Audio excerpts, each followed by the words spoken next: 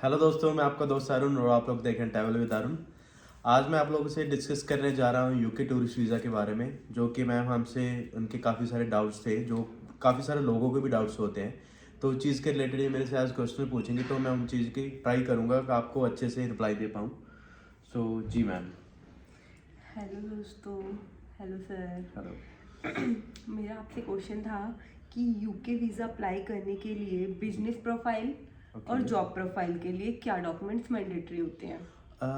अगर मैं business profile की बात करूँ तो बिजनेस प्रोफाइल के लिए 2 साल का ITR चाहिए। आपके पास करंट अकाउंट है या नहीं है तो मैटर नहीं करता, ज़्यादा ज़रूरी नहीं है करंट अकाउंट उसमें। आपके पास एक MSME होना चाहिए, MSME हो वो भी चलेगा। आपके पास ट्रेड लाइसेंस है वो भी चलेगा। आपके पास एक F&B लाइसेंस होता है वो भी चलेगा। GST है तो वो भी चलेगा। तो तीनों में से कोई भी चीज़ आपके पास हो तो उसमें आप वीज़ा अपना अप्लाई कर सकते हो। ये बिजनेस प्रोफाइल के लिए ज़्यादातर ये डॉक्यूमेंट्स चाहिए होते हैं। और उसके अलावा अगर मैं बात करूं तो कुछ लोगों के पास ना बिजनेस अकाउंट के अंदर जो बिजनेस करते हैं उनके पास करंट अकाउंट होता नहीं है। मेरे पास काफ़ी लोगों के मैसेज आते हैं, फ़ोन आते हैं, तो भाई हमारे पास करंट अकाउंट नहीं है, सिर्फ सेविंग अकाउंट है। तो उसमें ये है, अगर आपका बिजनेस करते हो, आपके पास करंट अकाउंट नहीं है, आपके पास सिर्फ सेविंग अकाउंट है, तो उसमें ऐसे हो भी आपके सेविंग अकाउंट में ही आपका बिजनेस का लेन देन अच्छे तरीके से चल रहा हो। मतलब ऐसे ना हो भाई आप सिर्फ करंट अकाउंट में सिर्फ आपके पैसे आ रहा है, जा नहीं रहा, सिर्फ जा रहा है, आ नहीं रहा ना, इस तरीके से ना होना चाहिए। तो बिजनेस का आपका उस तरीके से पूरा करंट अकाउंट नहीं है तो सेविंग के अंदर ही सारा लेन देन अच्छे से होना चाहिए। लाइक आपने मान लो आपने शो कर रखे हैं हमारी किराने की दुकान है, ग्रोसरी स्टोर है हमारा, तो आपको चाहिए भी, मान लो आप हर महीने अपनी सेल दिखा रहे हो 1.5 लाख की, ठीक है। तो 1.5 लाख की आप सेल दिखा रहे हो तो आपको 1.5 लाख की सेल दिखाने के लिए आपको कहीं ना कहीं से सामान तो खरीदना ही पड़ेगा ना अपना। तो ऐसे तो है नहीं आप अपना जो सामान आपके पास पड़ा है वही सेल कर दोगे। तो आपको सामान खरीदना है, आपको मान लो सपोज करो आपने XYZ होलसेलर से खरीदा, ठीक है। तो आपने क्या करना है, मान लो उससे बिल लेना है, मान लो उससे 30,000 का या जितने का भी आपने सामान खरीदा 20,000 का, तो आपने उससे बिल लेना और उसको सेविंग अकाउंट में से RTGS कर देनी है उस होलसेलर बंदे को ना, जिससे आपने वो सामान खरीदा है। तो उससे क्या हो जाएगा भी आपका महीने का ये होगा भाई, महीने का बंदे ने 1.5 लाख का अपने अकाउंट में से लेन देन करा है, जिसमें से 1,20,000 इसने आगे धीरे धीरे करके भी 10,000 का भी 20,000 ऐसे करके बंदे को जिससे सामान खरीदा उसको दे दिए, और जो लास्ट में बचा इसका वो प्रॉफिट। तो उसी चीज़ के आप ITR भरोगे और वही चीज़ आप इनकम अपनी शो करोगे वीज़ा के लिए। और जो बंदा जॉब करता है, जॉब के लिए आपको सैलरी स्लिप चाहिए। 4 सैलरी स्लिप्स हो तो सफिशिएंट है। 4 सैलरी स्लिप चाहिए, 4 महीने का बैंक स्टेटमेंट चाहिए और 2 साल का ITR चाहिए। यही जॉब वाले के लिए यही डॉक्यूमेंट्स रिक्वायरमेंट होते हैं। और अगर ट्राई करें आपको अगर अपॉइंटमेंट लेटर भी मिल जाए अपना जॉब से, तो अपॉइंटमेंट लेटर भी साथ में लगाए, वो भी थोड़ा सा अच्छा प्लस पॉइंट रहता है आपके वीज़ा के लिए। ठीक है, अब आप लोग ये समझ ही गए होंगे ना। जी जी सब कुछ। तो अब मैं इसी के चलते दूसरा क्वेश्चन आपसे ये पूछना चाहती हूँ कि आपके पास बहुत सारे पर्सन ऐसे आते होंगे कि जिनके पास एग्रीकल्चर प्रोफाइल होती है, ओके। लाइक खेती बाड़ी करना। जी जी बिल्कुल। तो उनका वीजा कैसे प्राप्त होता होगा, जी, उन लोगों को कैसे वीजा मिलता होगा। हाँ, ये भी आपने एक इंटरेस्टिंग क्वेश्चन पूछा है मेरे से। तो बहुत सारे लोग मेरे पास आते हैं जिनके पास सिर्फ एग्रीकल्चर प्रोफाइल होती है ना, जिनके पास जो एग्रीकल्चर करता है ना उसके पास J फॉर्म होते हैं, ठीक है। तो ट्राई करें, पहली बात तो कुछ लोग एग्रीकल्चर करते हैं लेकिन उनके पास J फॉर्म नहीं होता। वो बोलेंगे, मान लो मैंने पूछा भाई आपके पास J फॉर्म है, उन जे फॉर्म का है ही ना। नहीं पता होता हाँ, तो होगा ना J कि फॉर्म वो नहीं, मान लो होते भी हैं तो वो कहेंगे हाँ जी J फॉर्म आते हैं लेकिन मेरे फादर के नाम पे आते हैं। भाई वीजा तो आप खुद का अप्लाई कर रहे हो ना, तो आप अपने नाम पे आपके पास J फॉर्म होने चाहिए, है ना। कि फादर के नाम पर नहीं नहीं, हो। खुद के नाम पे होने, जो वीजा जिसका अप्लाई कर रहे हैं उसके नाम पे J फॉर्म होने चाहिए ना। एग्रीकल्चर की एक्चुअल में कोई भी ITR नहीं होती, कोई भी ITR नहीं भरी जाती एग्रीकल्चर की। तो साथ में आपको एग्रीकल्चर के साथ साथ कुछ ना कुछ बिजनेस दिखाना पड़ेगा जिसके थ्रू आपकी ITR भरी जाएगी, बिकॉज वीजा के लिए ITR जरूरी है, ठीक है। तो आपको क्या करना है, एग्रीकल्चर इनकम तो आपकी आ ही रही है, तो साथ में आपको एक MSME बनाना है। वो आप डेयरी का बना सकते हो, ज्यादातर जो एग्रीकल्चर करते हो के पास भैंस वैस गाय वगैरह होती है ना, तो साथ में एक MSME बनाए जिसमें ये क्लियर हो जाएगा भी हमें भाई साल की 1.5 से 2 लाख रुपए या 3 लाख रुपए हमें डेयरी से बिजनेस इनकम, दूध बेच के हमें इनकम आ रहा है, और उसके अलावा हमें साल का 6 लाख से 7 लाख हमें एग्रीकल्चर इनकम आ रहा है। तो उसमें क्या होगा, और सबसे बड़ी बात ये है, अगर आप एग्रीकल्चर प्रोफाइल के ऊपर वीजा अपना अप्लाई कर रहे हो तो आपके जो ITR के ना 2 पेज होते हैं। कुछ लोगों को सिर्फ ITR का फ्रंट पेज ही पता है, कंपटीशन नहीं पता। कुछ लोगों को सिर्फ कंपटीशन पता है, ITR का फ्रंट पेज जो होता है वो नहीं पता। तो आपने क्या करना है, जब भी आप अपना एग्रीकल्चर प्रोफाइल वाले अपना वीजा अप्लाई करेंगे तो उनको कंपटीशन सबसे आगे ही रखना है, बिकॉज कंपटीशन को आपने हाईलाइट करना है। मान लो आपने उसमें हाईलाइट करना है भी बिजनेस इनकम इतना, एग्रीकल्चर इनकम इतना, बिकॉज जो आईटीआर का फ्रंट पेज है जिसको हम एक्नॉलेजमेंट बोल देते हैं, उसके ऊपर एग्रीकल्चर इनकम नहीं लिखा आएगा। ओके। अगर आप आईटीआर भी भरोगे ना उसके ऊपर नहीं लिखा आएगा, उसके ऊपर सिर्फ जो आपने अपना डायरी का इनकम दिखाया, सिर्फ 2 लाख 3 लाख जो भी दिखाया XYZ, सिर्फ वो ही लिखा आएगा।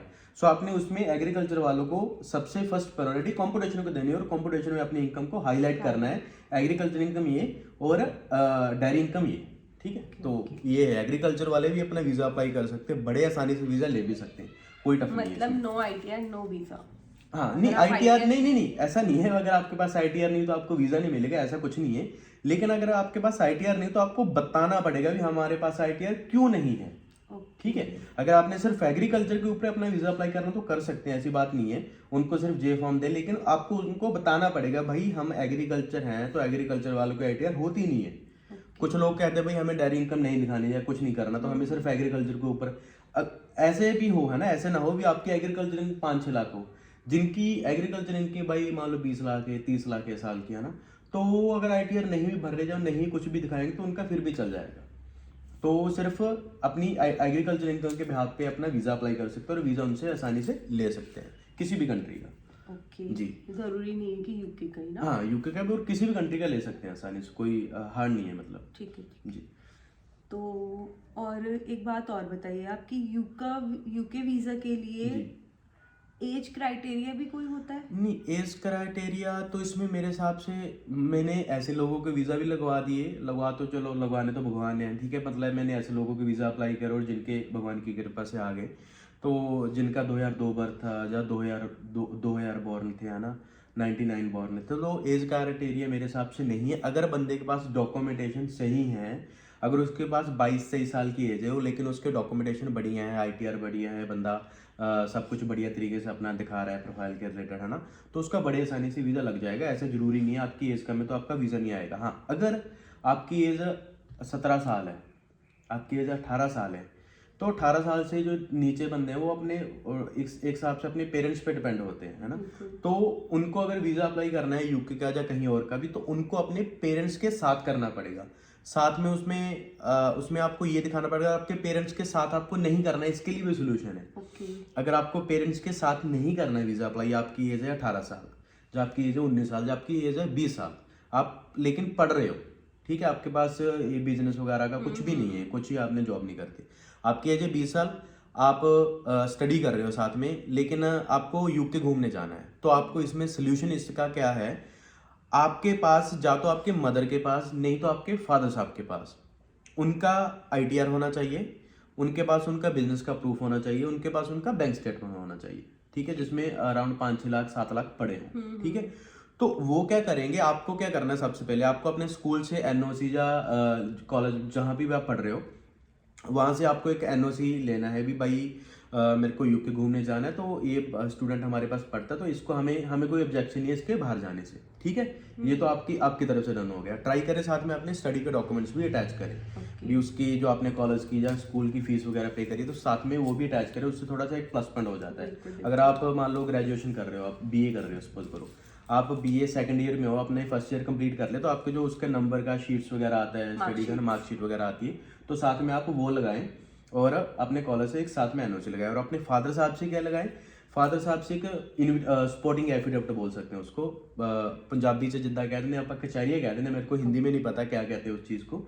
नहीं, कचहरी है मतलब जहाँ से वो बनता है, एफिडेविट तो उसको हिंदी में भी इंग्लिश में सब, मतलब कोर्ट वगैरह में जो होते हैं ना, वहाँ पे बाहर बैठे होते हैं टाइपिंग वाले, हाँ, टाइपिंग कचहरी जो जहाँ पे कोर्ट वगैरह सब कुछ होता है ना, हाँ, तो वहाँ पे बैठे होते हैं टाइप करने वाले, तो उनसे आप करवा कर अपना एक सपोर्टिंग एफिडेविट बनाए फादर की तरफ से। वहाँ से उसमें क्या मोटा मोटा आपको बता देता हूँ मैं, उसमें क्या होता है भाई, ये मेरा नाम है, मैं यहाँ का रहने वाला हूँ, ये मेरा बेटा है, ये बेटा इस क्लास में पढ़ता है, ये यूके जाना चाहता है, XYZ कंट्री जाना चाहता है, तो इसका जो भी खर्चा होगा सारा खर्चा मैं उठाऊंगा, ठीक है, बिकॉज ये पढ़ता है तो इसके पास कोई इनकम सोर्स नहीं है, तो इसका सारा खर्चा मैं उठाऊंगा। तो इस तरीके से आप वीज़ा अपना जो बंदा पढ़ता है वो भी ले सकता है, और जो बंदे के पास कोई डॉक्यूमेंटेशन नहीं है वो भी इस तरीके से वीज़ा ले सकता है। अगर आपकी एज 27-28 साल है फिर आपको थोड़ा सा टफ है आप पेरेंट्स के बिहाफ पे वीज़ा अप्लाई करना। अगर आपकी एज 20 साल 19 साल 21 साल हद 22 साल तक है ना, तो आप 23 साल तक भी है तो आपकी, तो आप बड़े आराम से अपने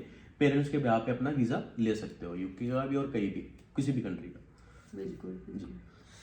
और सर आपने जो रिसेंटली कुछ यूके वीज़ा आए हैं, जैसे कि उनकी प्रोफाइल के रिगार्डिंग आप कोई एक्सपीरियंस शेयर करना चाहेंगे अपना, लाइक उनकी प्रोफाइल कैसी थी? Actually ma'am to be honest मैं इसमें ये कहना चाहूँगा, मैं कोई ये नहीं हूँ भाई मैं वीज़ा का मास्टर हूँ, ऐसा कुछ भी नहीं है, ठीक है। वीज़ा का मास्टर माइट भी दुनिया में कोई भी नहीं बन सकता, क्योंकि किसी को नहीं पता किस प्रोफाइल के ऊपर वीज़ा आ जाए और किस प्रोफाइल पे वीज़ा रिजेक्ट हो जाए, ठीक है।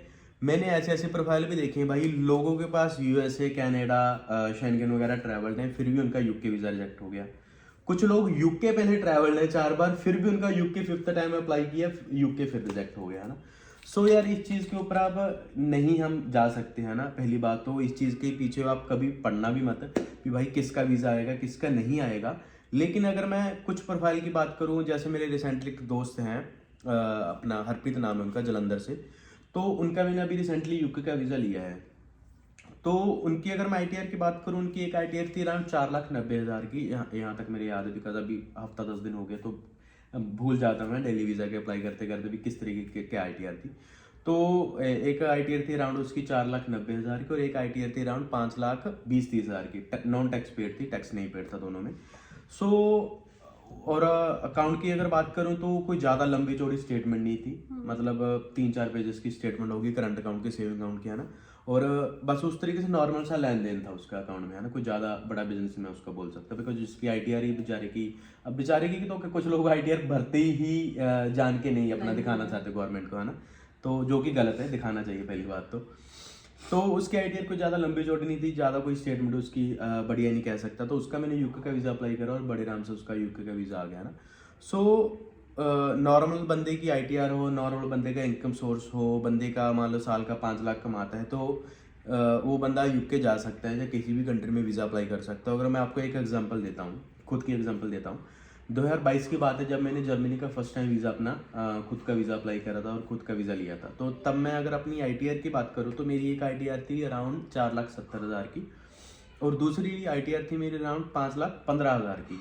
तो जिसमें मेरा एक दोस्त है, तो मैं नाम तो नहीं लेना चाहता, लेकिन मेरा एक दोस्त है, उन्होंने मेरे को सजेस्ट करा था भाई मेरे कहने से अपनी आईटीआर में टैक्स पे कर ले, है ना। तो चलो जी, उसने बोला तो भाई कह रहा मैं टैक्स पे अपनी जगह से अपनी जेब से कर दूंगा, लेकिन कर दे आईटीआर में। सो भाई मैंने उसमें आईटीआर में अराउंड 12,000 पे मैंने उसमें टैक्स पे कर दिया। तो 12,000 टैक्स पे करा तो मेरी आईटीआर 5,15,000 की भरी गई थी, है ना तब। तो ये बात है 2022 की बात है ना। तो तब 22-23 वाली आईटीआर में मैंने 12-13,000 पे अराउंड टैक्स पे कर दिया 22-23 की आईटीआर के अंदर। सो उसके बाद मैंने जर्मन का वीज़ा अप्लाई करा। मैंने जर्मन का वीज़ा अप्लाई करा, मुझे इंटरव्यू के लिए फ़ोन आता है, तो इंटरव्यू में जो जो क्वेश्चन से पूछे गए मेरे से इंटरव्यू में, तो मैंने सारे क्वेश्चन उनको रिप्लाई दिया अच्छे से, है ना।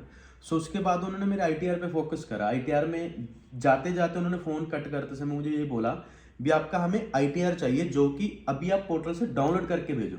जो आईटीआर का इनकम टैक्स का पोर्टल है उस पोर्टल से आप डाउनलोड करके भेजो, ना कि आपके पास जो आईटीआर ऑलरेडी पीडीएफ पड़ी है वो नहीं चाहिए हमें। आईटीआर के पोर्टल से आप वहां से जाकर डाउनलोड करो, और मैं आपको एक लिंक भेज रही हूँ मेल पे, उस लिंक के अंदर आपको अपलोड करना है, और आपको सही मैं 15 मिनट दे रही हूँ। ओके। मतलब उसको ये तभी मैं कुछ गलत ना करूँ या कुछ ना करूँ, हाँ फेक तो नहीं है ना, बिकॉज उसमें मैंने टैक्स पे कर रखा था। उसको ये लग रहा था भाई भी 12,000 पे टैक्स पे कर, चाहे टैक्स तो टैक्स ही है, चाहे आपने 2,000 कराओ तो वो अच्छा ही माना जाएगा, इंप्रेशन अच्छा पड़ता है उस चीज का ना। सो माइट भी उसको इस चीज का डाउट था भी यार इसने कोई फेक तो नहीं जस्ट एडिट करके तो नहीं दिया। तो उसने मेरे को बोला भाई अपना आईटीआर आप पोर्टल से डाउनलोड करके दो। तो मैंने उनको पोर्टल से डाउनलोड करके, मैं तो जब मेरा सब कुछ जेन्युइन था तो मेरे को क्या डर था इस चीज़ का, तो मैंने उनको पोर्टल से डाउनलोड करके आईटीआर अपना तभी भेज दिया। मैंने भी रिस्क नहीं लिया, भी मेरे पास जो पीडीएफ पड़ा है, इवन तो पीडीएफ ही ओरिजिनली था, लेकिन मैंने रिस्क नहीं लिया।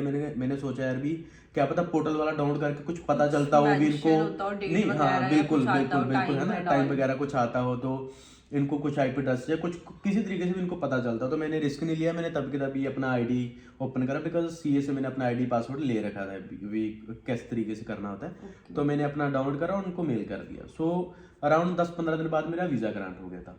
तो यार सबसे पहली बात तो ये है भी वीज़ा लेना है तो ट्राई करें भी आप सारे डॉक्यूमेंट्स ओरिजिनल लगाएं, कोई भी जल्दी जल्दी फेक लगाने की कोशिश ना करें, और ना ही फेक लगाने से आपका वीज़ा आने के चांसेस बढ़ते हैं, बिकॉज इससे कम ही चांसेस होंगे, है ना।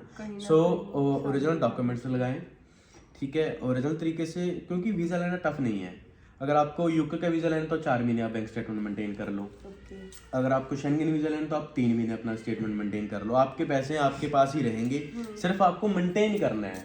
3 महीने 4 महीने, किसी को 10 लाख देने से अच्छा है, किसी को 50 लाख देने से अच्छा है भी अपने पैसे अपने पास रखो और अपने ऊपर आप चीज़ों को सीखो, ट्राई करो, चीज़ों को सीखो भी किस तरीके से कोई बंदा वीज़ा अप्लाई करता है, किस तरीके से हम अपनी प्रोफाइल को क्रिएट कर सकते हैं। चाहे आपको वीज़ा अप्लाई नहीं करना आता, लेकिन आप इस वीडियो के जरिए आप ये तो जरूर सीख सकते हो भी आपको कैसे प्रोफाइल को मेंटेन करना है ना। सो अगर आपका और भी कोई क्वेश्चन तो प्लीज़ पूछे मेरे से, अदरवाइज वीडियो बहुत लंबा हो चुका है। इतना ही काफ़ी है, आगे हम इसका नेक्स्ट पार्ट करते हैं। ओके। सो बाकी दोस्तों बने रहिए ट्रैवल विद अरुण के साथ, मिलते हैं अगली वीडियो में, तब तक के लिए बाय बाय।